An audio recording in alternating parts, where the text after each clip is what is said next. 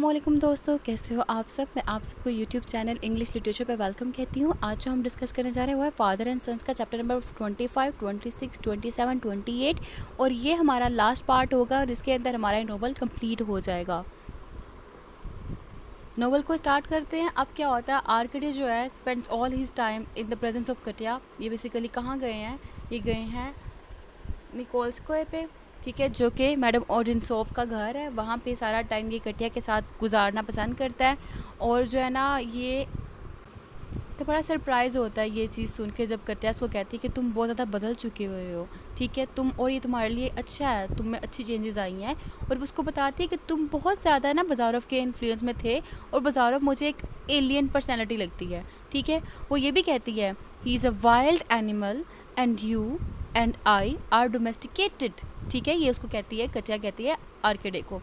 आर्किडे बड़ा इम्प्रेस होता है कटिया की जो पावर ऑफ ऑब्जर्वेशन है ना उससे, और उसकी जो एबिलिटी होती है डिस्कशन करने की, इन सबसे बड़ा ना इम्प्रेस होता है आर्किडे। और वो जो है ना, आर्किडे जो है ना कटिया को बड़ा सुपीरियर समझता है उसकी सिस्टर से, ठीक है, और बड़ा उसको पसंद करने लग पड़ता है, उसको लाइक करने लग पड़ता है। फिर उसके बाद जो आर्किडे है बेसिकली, वो जब अपने रूम में वापस आता है ना, तो वो देखता है कि बाज़ारफ उसके रूम में है। और बाज़ारफ जो है ना उसको बताता है कि मेरी और पैवल के दरमियान में ना एक बेसिकली ना ड्यूल हुई है, एक फ़ाइट हुई है। आर्किडे पूरी स्टोरी को सुनता है और बड़ा हॉरिफाइड और अशेम्ड फील करता है। बाज़ारफ जो है ना वो उस जगह को छोड़ के जाना चाहता है, क्योंकि वो सोचता है कि जो आर्किडे जो है ना उसका अफेयर है मैडम ओडिनसोफ के साथ। लेकिन आर्किडे डिनाई करता है इस चीज़ को, और वो कहता है कि जो लेडी है ना वो बाज़ारफ तुम्हें देखना चाहती है। क्योंकि जब ओडिनसोफ को पता लगा था ना कि बाज़ारफ आया है, तो वो रिक्वेस्ट करती है कि वो उसके साथ इंटरव्यू करना चाहती है, वो उससे मिलना चाहती है। बाज़ारफ जो है इमीडिएटली एक्सप्लेन करता है कि अब जब ये मैडम ओडिनसोफ और जो बाज़ारफ है ना ये इकट्ठे होते हैं ना, तो ये क्या डिस्कस करते हैं, ये बेसिकली डिस्कस ये करते हैं कि जो भी पास्ट में हो गया मुझे उस पर बड़ा रिग्रेट है, मैं अपोलोजाइज़ करता हूँ अपनी पास्ट के सुपीरियर्स के ऊपर। तो वो लड़की कहती है ओडिनसोफ कोई बात नहीं, जो हो गया वो हो गया, पास्ट को छोड़ो, प्रेजेंट में बात करते हैं, ठीक है। ज़ारो तब कहता है कि मुझे ना मतलब मैं श्योर हूँ इस चीज़ के ऊपर कि आर्किडे जो है ना तुमसे मोहब्बत करता है, ठीक है, उससे मोहब्बत करता है। लेकिन ना वो लड़की समझती है कि तुम ना गलत सोच रहे हो, ऐसा कुछ नहीं है।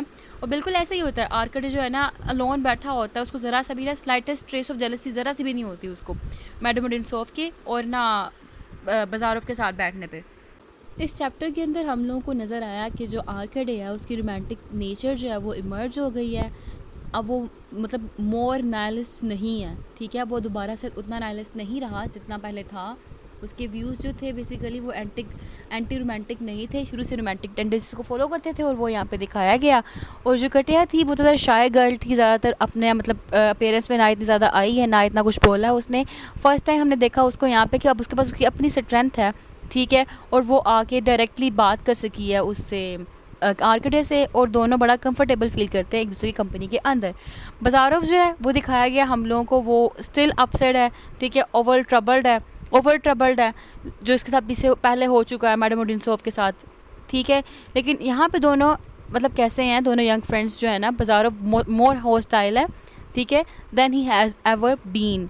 अब उसके बाद क्योंकि उसको लगता है जो आर्किडे है वो बेसिकली पसंद करता है ऑडियंस को, लेकिन उसका ये जो अजम्पशन थी ये रॉन्ग प्रूव हो जाती है, ठीक है। In other words Arkady has now found his love with Katya and is no longer concern with the older lady. इसके बाद चैप्टर नंबर 26 की तरफ जब हम आते हैं तो उसमें क्या होता है, उसमें ये होता है कि the day after Bazarov's arrival Arkady and Katya are sitting alone in the garden, दोनों अकेले बैठे होते हैं। He tries to tell her how much he has changed and credits her with being a good influence upon him. बताता है उसको कि मैं कितना बदल गया हूँ और सारा किरदार तुम्हारा है, ठीक है। और उसको बताना चाहता है कि ना he wants to tell her something that will surprise her, but he gets twisted up in his speech so badly that Katya has to tell him that she does not know what he is trying to say। अब क्या होता है कि वहाँ पे वो basically बताना चाहता है कि वो उसको पसंद करता है, कितना ज़्यादा पसंद करता है, लेकिन वो बता नहीं पाता, और कटिया जो है वो समझ नहीं पा रही होती कि क्या कहना क्या चाह रहा है। अब इस टाइम पे क्या होता है, ये दोनों जो है ना मैडम ओडिनसोफ और बाज़ारफ की आवाज़ सुनते हैं, और जो है ना दोनों जो है ना बाज़ारफ और मैडम ओडिनसोफ जो हैं ये दोनों डिस्कस कर रहे होते हैं कि आर्किडे को जो ओडिनसोव है उससे अटैचमेंट है कि नहीं है, लेकिन ना बज़ारव कहता है मैं मुझे पता है उसको है अटैचमेंट, लेकिन ओडिनसोव जो है ना वो कहती है मुझे उस पर शक है, कोई ऐसी बात नहीं है। तो उसके बाद जो है ना वो बड़ा ब्रदरली मैनर जो है ना आर्कटे का टूवर्ड कटिया उससे बड़ा खुश होती है। और उसके बाद क्या होता है, जो कपल होता है वो गुजर जाता है वहाँ से, और इसको सुनने के बाद जो है आर्कटे बड़ा एम्बेरस फील करता है और फ़ौरन से ना कन्फेस कर लेता है कि उसको कटिया से मोहब्बत है, और बड़ा हैरान भी होता है और खुश भी होता है कि जो कटिया है वो भी उसको पसंद करती है। ठीक है, तो ये basically innocently weeping and laughing, ये ऐसा कपल था। ठीक है, इनोसेंट कपल था बेसिकली। तो उसके बाद क्या होता है, नेक्स्ट मॉर्निंग ऐसा होता है, मैडम ओडिनसोव जो है बज़ारोव को एक लेटर दिखाती है जो कि आर्कड़े से आया होता है, और उसमें उसने आर्कड़े ने कटिया का हाथ मांगा होता है, यानी कि रिश्ता मांगा होता है।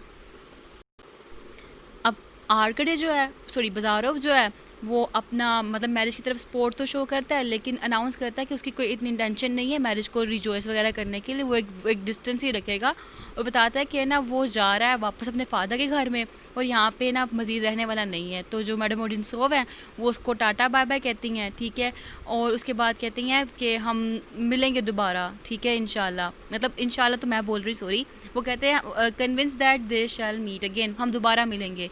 बज़ारोव जो है वो कॉन्ग्रेचुलेट करता है आर्कड़े को और एक्सप्लेन करता है कि उसकी मैरिज जो है वो गुड फॉर सर्टन टाइप्स है। ठीक है, और वो फील करता है कि Arkady was not meant to live the rough and difficult life demanded by nihilism, कि जो नाइलिज्म की डिमांड है ना आर्कड़े जो है ना वो वैसी की ज़िंदगी नहीं गुजारना चाहता, क्योंकि आर्कड़े जो है एक नाइलिस्ट हो ही नहीं सकता। हाँ उसने कोशिश की लेकिन उसकी वो कोशिश बेकार गई, क्योंकि जो आर्कड़े है वो रोमांटिक नेचर ही रखता है और वो उसके साथ ही रहेगा, और जो नाइलिस्ट होते हैं ना उनकी लाइफ फुल ऑफ डिप्रेशन होती है। ठीक है, फुल ऑफ सप्रेशन होती है, सब्जुगेटेड लाइफ होती है, और आर्कड़े जो है वो अपनी ज़िंदगी को हैप्पीली गुजार रहा है। ठीक हो गया। और आर्कड़े जो है वो कोई भी सेंटिमेंटल वर्ड नहीं कहता। ठीक है, उसको बड़ा मतलब गुड लक कह देता है और वहाँ से गले लग के निकल जाता है अपने घर को। और that evening in the presence of कटिया आर्कड़े सून फॉरगॉट हिज ओल्ड कंपेनियन, अपने बुरे पुराने दोस्त को भूल गया। और इनसोफ जो है to great delight in observing the happy lovers who were spending all their time together and avoiding everyone else company, दूसरों को अवॉइड कर रहे हैं और अपना टाइम अच्छे से गुजार रहे हैं। अब इसके बाद चैप्टर जो शुरू होता है वो नेक्स्ट चैप्टर है, उसमें क्या होता है हम पता लगता है कि जो बज़ारोव्स है ना, यानी कि जो ओल्ड बज़ारोव है, यानी कि पेरेंट्स है जो बज़ारोव के, बड़ा खुश होते हैं अपने बेटे को दोबारा मिलकर, और उसके ना वो उससे मतलब कि ना they promise to keep out of his way as he works. ठीक है, after a few days of hard work Bazarov जो है वो बड़ा थक जाता है अपनी रूटीन से और बड़ा बोर होता है, बहुत ज़्यादा बोर होता है। इसका फादर सोचता है कि ना ये जो थोड़ा बहुत ना बीमार है इसको कुछ करना चाहिए, तो finally he finds relief in helping his father practise medicine must to delight of the old Bazarov. अब उसके बाद क्या होता है, लेटर बज़ारोव जो है ना ऑटोप्सी के लिए ना हेल्प करता है एक पर्सन की जिसकी ना टाइफाइड से डेथ हो चुकी होती है। ठीक है, अब उसके बाद जो होता है ना 3 डेज़ लेटर जो बज़ारोव है उसको खुद को भी बुखार हो जाता है। ठीक है, और बहुत ज़्यादा बीमार हो जाता है, वो ना हिल नहीं पाता, तो उस टाइम पे वो डिमांड करता है कि ना आप ओडिनसोव को बुला दें। अब जब ओडिनसोव को बुलाते हैं ना, लेकिन अभी ओडिनसोव जो है उसको बुलाया तो गया लेकिन वो अभी आई नहीं, उसको लेटर पहुंचा नहीं अभी तक। तो एक और डॉक्टर आता है, वो बज़ारोव का इलाज करने के लिए आता है। बज़ारोव को बेसिकली टाइफाइड हो चुका हुआ है।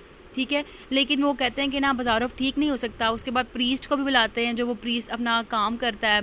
ठीक है, जो सुपरस्टिशियस नेचर होती है ना मदर की, उस किस्म का।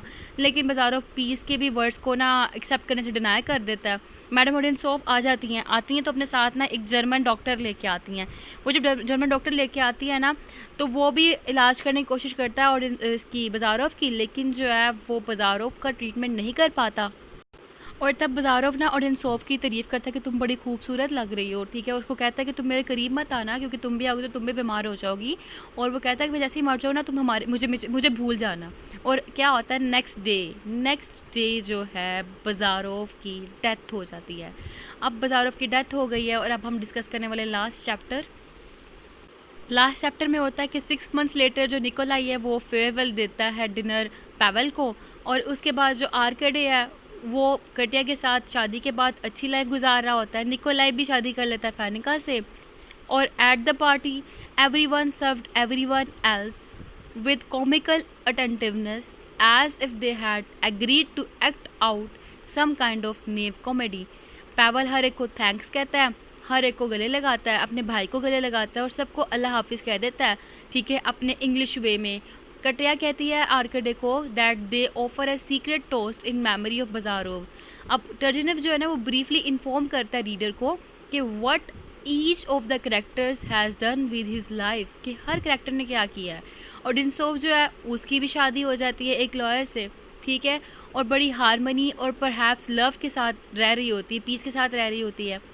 और मरीनो में क्या होता है, जो अफेयर्स थे जितने भी वो स्ट्रेटन हो चुके हुए हैं क्योंकि सारा कुछ अब आर्कडे संभाल रहा है, ठीक है। जो फार्म है वो अब आर्कडे की जिम्मेदारी में है, निगरानी में है।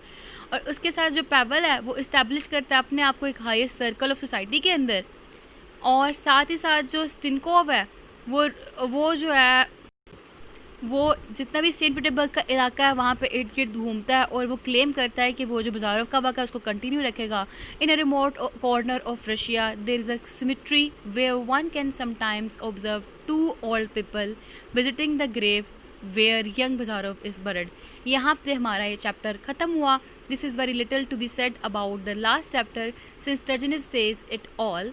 That is, Turgenev uses the traditional 19th century technique of rounding out the history of all his characters. Final chapter does make it clear that Arcades' transition is complete and he becomes the practical man of business who still adheres to many of the more advanced ideas but will not reject all the classical values found in art and literature and music. कि वो strictly nihilist नहीं हुआ। हाँ, उसने सारे advance idea को accept तो किया लेकिन स्टिल उसकी क्लोज एसोसिएशन है क्लासिकल वैल्यू से। उसको लिटरेचर पसंद है, उसको आर्ट पसंद है, उसको म्यूज़िक पसंद है। और इसके जो फादर हैं then is free to arbitrate in disputes arising among the peasants and hired help. Thus, the novel ends with the sense of all things having come to the right end and with the everything in the proper perspective. कि ending कैसे हुई है, happy ending हुई है, सब कुछ ठीक हो गया है, ठीक है, कोई मसला नहीं है, कोई मसाइल नहीं है। और जो नाहलिस्ट था अपने व्यूज़ के साथ वहीं पे ही मर गया। और जो ये मॉडर्न जनरेशन थी, ठीक है, नाइलिस्टिक व्यूज़ अपनाने की कोशिश तो की लेकिन अब आर्कडे तो नाइलिस्ट के साथ साथ क्लासिकल भी था और क्लासिकल नेचर के साथ उसने एक हैप्पी लाइफ गुजारी। Thank you so much for watching this video. Please subscribe this channel and share it with your friends and family as well. Keep remember me in your prayer. अल्लाह हाफिज़।